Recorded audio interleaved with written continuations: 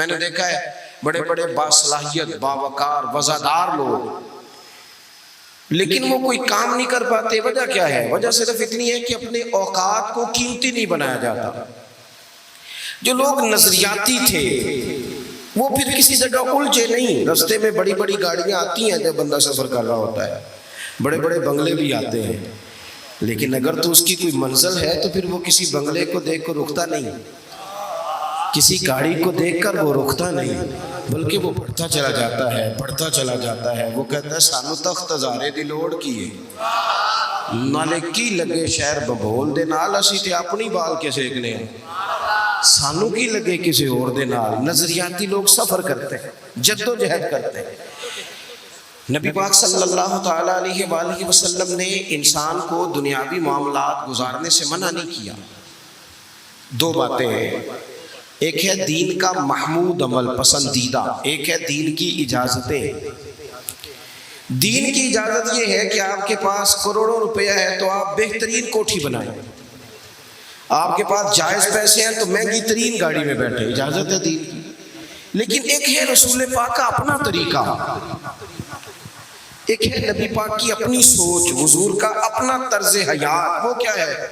حضرت عمر اپنے مزاج کے لحاظ سے طبعاً سخت آدمی ہے اور سخت اصول پر ہے، ضدی سخت نہیں، اصولوں پر سخت ہے۔ اور صحیح بخاری میں موجود ہے حضرت عمر نبی پاک صلی اللہ علیہ وسلم کی زیارت کرنے گئے تو یہ ایسے ہی فٹافٹ رو دینے والے آدمی نہیں تھے۔ حضور کی زیارت کی تو محبوب آرام فرماتے، حضور اٹھے، نبی پاک اٹھے حضرت عمر سے ملنے کے لیے تو ذرا کمر مبارک سے کپڑا ہٹا تو موٹے موٹے بان کی چارپائی ہوتی ہے نا کہ موجودی منجی آکی دسی، اس کے نشان حضور کی کمر مبارک پر۔ اب حضرت عمر فاروق رضی اللہ تعالیٰ عنہ اس درد میں رو پڑے، عرض کی یا رسول اللہ صلی اللہ علیہ وسلم کیسر و کسریٰ تو اتنی موج کر رہے ہیں اور آپ یہاں اس تکلیف میں۔ ایک بات اور بھی آپ ذہن میں رکھیں گے، حضور کا فقر اختیاری ہے، توجہ ہے میری بات پر آپ دوستو۔ نبی پاک کا جو فقر ہے وہ فقر اختیاری ہے، حضور نے جان بوجھ کے اختیار کیا ہے، اس پر حضور مجبور نہیں، بلکہ وہ تو دو جہاں کے شاہ ہیں، بس پاس کچھ رکھتے نہیں، دو جہاں کی نعمتیں ہیں ان کے خالی ہاتھ میں۔ نبی پاک علیہ السلام کا یہ فقر اختیاری ہے۔ حضرت عمر رو پڑے، یا رسول اللہ صلی اللہ علیہ وسلم وہ دشمنان دین اتنی آسانی اور آسودگی میں وقت گزار رہے ہیں اور آپ محبوب خدا ہو کہ اس کیفیت میں۔ تو حضور نے نا حضرت عمر کو نظریہ سمجھایا، آپ کی توجہ ہوگی میری بات پر۔ نبی پاک علیہ السلام نے حضرت عمر کو نظریہ سمجھایا۔ حضور فرمانے لگے عمر تم پسند نہیں کرتے کہ وہ دنیا میں تھوڑی سی آسانیاں حاصل کریں اور آخرت میں رسوا ہو جائے؟ اور فرمایا ہم دنیا میں تھوڑی دقت برداشت کریں اور آخرت کی ساری عزت اللہ ہمیں عطا فرما دے۔ سبحان اللہ، سبحان اللہ۔ یہ کب ہوتا ہے؟ جب آپ کا کوئی نظریہ ہے، اور اگر کوئی پروگرام نہیں تو پھر سارا دن گزر جاتا ہے بندے کا، سارا ٹائم کپڑے بنانے جتیاں خریدنے گھڑی لینے میں، مہنگا موبائل کہاں سے ملے گا، وہ ڈیزائن بدل گیا۔ بڑے بڑے سیانے بندے کئی گھنٹے آئینے کے سامنے کھڑے رہتے ہیں، انہوں شیشے تے جھوٹ بولنا نہیں، اس وہی دسنا جو ہے، یہ اس کو زور لگا رہا ہے کہ تھوڑا جھوٹ بول، میری مرضی کے مطابق کہہ میں بڑا سونا لگ رہا۔ ٹائم ضائع ہوتا ہے، کوئی انقلابی کام نہیں کر پاتے۔ جو لوگ کام کرنے والے تھے نظریاتی تھے، افحسبتم انما خلقناکم عبثا وانکم الینا لا ترجعون، اللہ فرماتے ہیں کیا تم نے سمجھا ہم نے تمہیں بیکار پیدا کیا اور کیا سمجھتے ہو تم نے لوٹ کر ہماری طرف آنا نہیں؟ ایک لمحہ بھی زندگی میں انسان کو ضائع نہیں کرنا چاہیے۔ وہ کسی نے کہا تھا کہ میں کسی شخص سے بیزار نہیں ہو سکتا کیونکہ ایک ذرہ بھی تو بیکار نہیں ہو سکتا، سوائے بد عقیدہ اور بد مذہب کے آپ لوگوں سے ہمیشہ اچھی امیدیں وابستہ رکھیں۔ خیر تو زندگی نظریاتی ہو، کچھ کرنے کا۔ حضرت عمر کے زمانے میں نا بڑی وسعت آ گئی تھی۔ حضرت عبد الرحمن ابن عوف رضی اللہ تعالیٰ عنہ جب مال غنیمت لے کے بحرین سے واپس آئے تھے تو وہ اتنا بڑا ڈھیر تھا مسجد نبوی شریف میں کہ جو اونچے قد والے لوگ تھے نا، بڑے قد والے، وہ بھی اس مال کے پیچھے چھپ رہے تھے، اتنا مال کا ڈھیر آیا، وسعت آ گئی۔ اب اللہ تعالیٰ نعمت دے تو حدیث بھی موجود ہے کہ اس کا اثر دیکھنا رب پسند کرتا ہے. تو وسعت آ گئی. اب نا کچھ چیزیں ذہن میں لوگوں کے آ جاتی ہیں. ویسے بھی جو ہمارے بچے ہیں نا آج کل نئی نسل مشورے بھی زیادہ دیتی ہے. تو صحابہ نے بھی اکٹھے ہو کے ایک مشورہ کیا کہ یار اللہ نے وسعت بھی دے دی ہے, 25-25 ہزار دینار, 50-50 ہزار دینار بدری صحابہ کو مال غنیمت میں ملنے لگے, پر عمر کا کرتا وہی پرانا پہ بند لگے ہوئے. اللہ نے گنجائش دی ہے تو لباس بدلنے میں حرج کیا ہے؟ بچے مشورے دیتے ہیں نا جی. وہ میں ایک دن اپنے علاقے میں ہی ایک شادی پہ جا رہا تھا, تو میرے بڑے پیار والے ہیں وہ سنگی, ان کا بیٹا بھی ساتھ تھا, تو میرے آگے آگے وہ چل رہے تھے, وہ بھی مدعو تھے شادی میں. تو پتر اپنے والد صاحب سے بات کر رہا تھا, کہہ رہا تھا ابا جی اتنے نہ جا کے ان میٹھے چولاں تے سالن پا کے نہ کھایا جی, بےزتی ہوتی بندے دی, یہ آپ چھوڑ دے کام. تو میں تھوڑا سا پیچھے تھا, میں نے اس کو بیٹے کو جا کے میں نے کہا یار تو اصل میں لیٹ آیا, جلدی آ جاتا تو نہ سیاح ہونا سی سارے آئے, اس لیے تھوڑے نادان رہ گئے کہ آپ دیر سے آئے. بچے مشورے دیتے ہیں, ماحول ہوتا ہے, بتایا جاتا ہے حالات بدل گئے جی, اب تو یہ ہو گیا جی, اب تو وہ کرنا پڑے گا, مزاج ہوتا ہے. سارا کچھ تبدیل ہونا چاہیے, دور کے ساتھ بدلنا چاہیے, لیکن نظریات تو نہیں نا بدل جانا چاہیے, عقائد میں تو فرق نہیں نا آ جانا چاہیے. حضرت فاروق اعظم سے عرض کرنی ہے کہ جناب کرتا تو نیا لے لے, وسعت بھی اللہ نے دی ہے, وہی پھٹا پرانا اتنے پیبند لگے ہوئے. مسجد نبوی شریف میں بیٹھ کر میٹنگ ہو گئی, کہنا ہے جی کہنا ہے جی. جب طے کر لیا تو ایک صحابی بولے, کہنے لگے سیانے تو بڑے ہوتا ہے, تو کر لیا ہے کہ حضرت عمر سے کہنا ہے کرتا نیا لے لے, پر اس شیر کا نام بھی بتاؤ جو سیدنا عمر سے بات کرے گا. وہ بندہ تو لے رہے تمہارے پاس. تو حضرت ابو دردہ کہنے لگے ہاں جی ہے نا ایک بندہ. کہا کون؟ کہنے لگے مولا علی شیر خدا. حضرت شیر خدا جو بھی فرمائیں گے جناب فاروق اعظم قبول کریں گے. حضرت مولا علی سے عرض کی حضور دیکھیں بڑے بڑے وزیر سفیر ملنے آتے ہیں, سیدنا فاروق اعظم کا انداز وہی پرانا, اسی ترتیب سے. سادہ زندگی نا ذرا آسان ہوتی ہے, میری بات کی سمجھ آ رہی ہے؟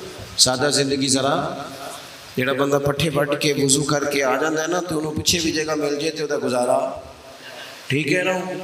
تو جس کرم والے نے سوٹ ہی جل سے نہیں سوائے ہیں, اور اس نے کتنے سارے پیسے دے کے جناب اس نے بال سیدھے کرائے ہیں, تو وہ تو بڑی ٹینشن میں رہتا ہے کہ دسو میں اتنا کچھ کیتا ہے تو ان تک دا بھی کوئی نہیں پیا, بندہ پریشان ہو جاتا ہے.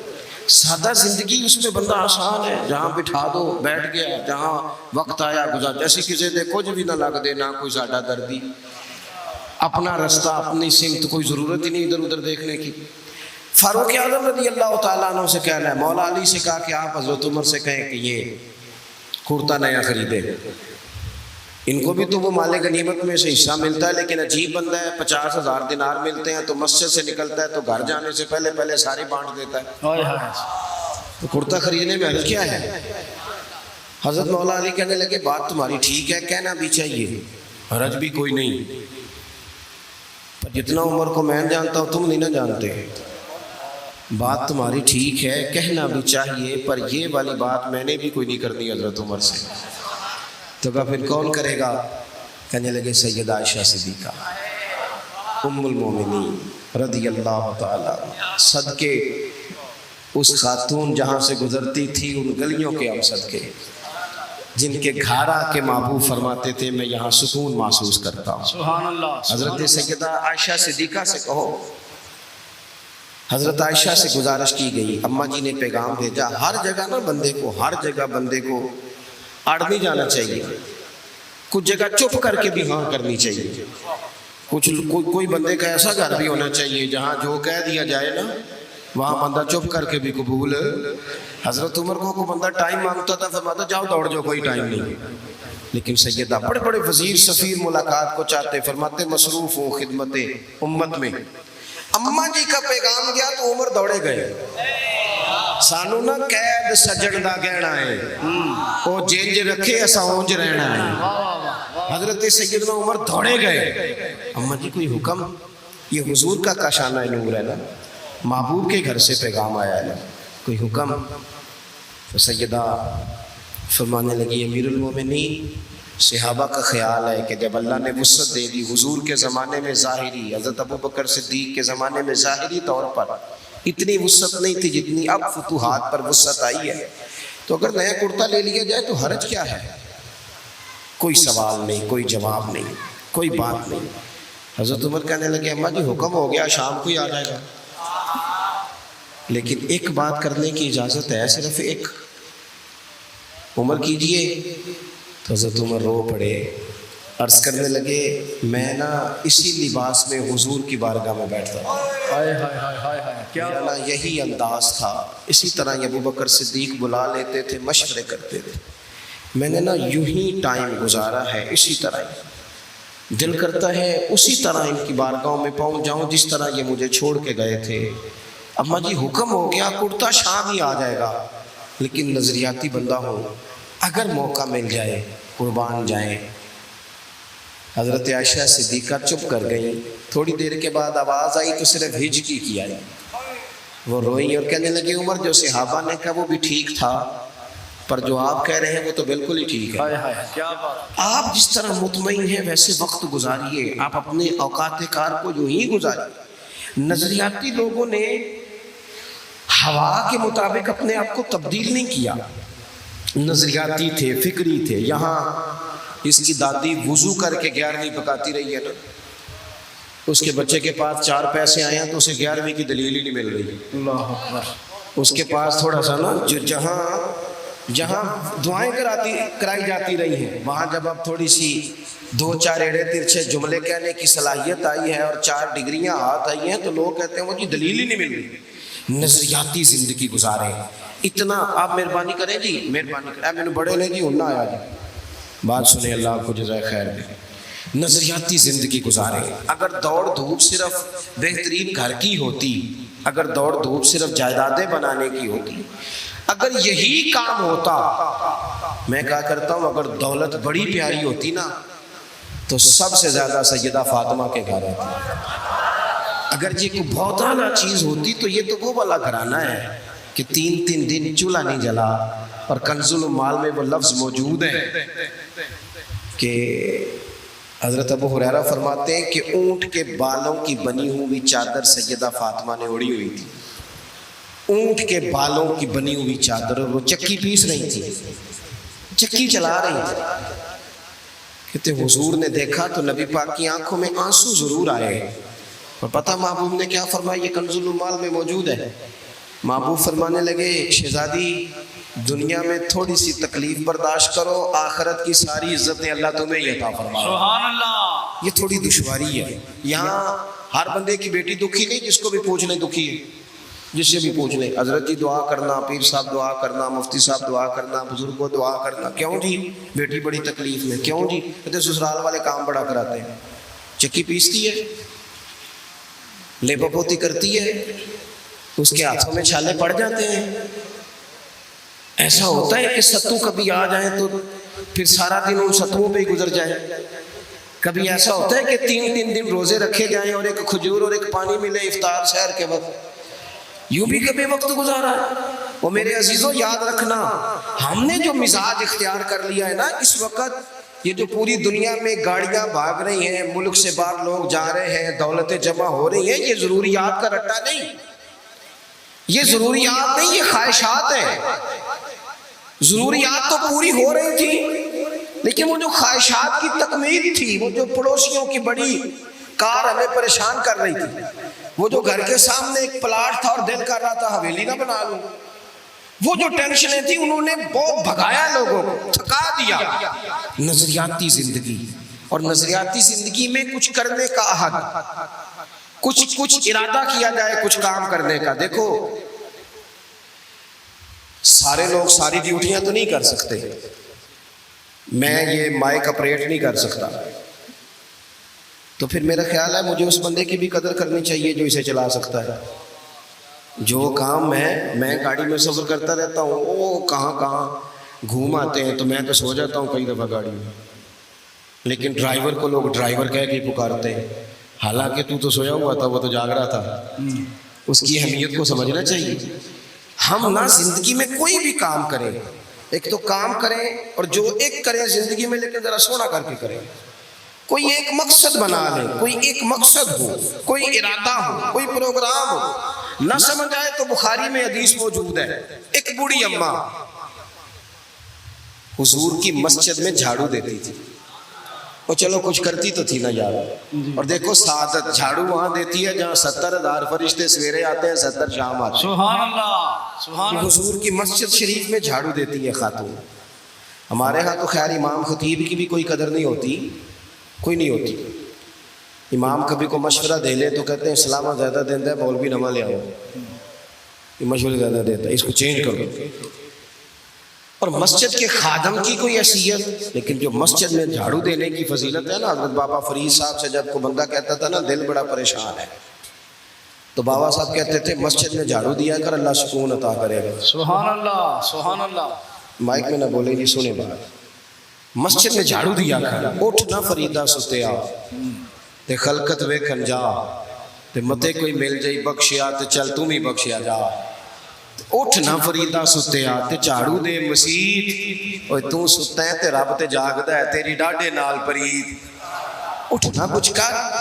وہ خاتون چلو کوئی کام تو کرتی تھی نا، دیکھو نا گلی سے گزرتے ہیں لوگ، اب وہاں کھڈا ہے، سب کا موٹر سائیکل گاڑی سب تنگ ہوتے ہیں، جو بندہ ابھی گزر رہا ہے نا روڈ پہ وہ تبصرہ کر رہا ہے کہ دیکھو بلدیہ والے صحیح نہیں کراتے، تبصرہ جو سارے کرتے ہیں، تو ایک کئی تے ایک دا بڑا، دو بندے درکار ہیں، راستہ ٹھیک ہو جاتا ہے، پر اتنی محنت کرنے کو کوئی تیار ہے، کیونکہ ہمارے ملک میں جو شے سب سے عام ہے وہ تبصرہ ہے۔